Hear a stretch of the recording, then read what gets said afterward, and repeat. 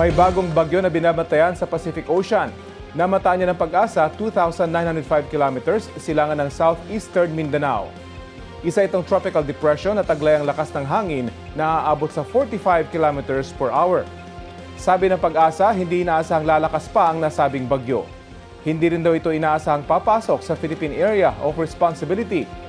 Sa ngayon, magiging maaraw muli at maayos ang panahon sa malaking bahagi ng bansa kasama na ang Metro Manila. Gayunman, posible pa rin ang mga local thunderstorm lalo na bandang hapon o gabi. Hanging habagat ang umiiral at magpapaulan sa extreme northern Luzon. Base sa rainfall forecast ng Metro Weather, posible ang light to moderate rains sa iba't ibang bahagi ng bansa sa mga susunod na oras. Maging alerto sa heavy to intense rain sa ilang lugar na maaaring magdulot ng baha o landslide.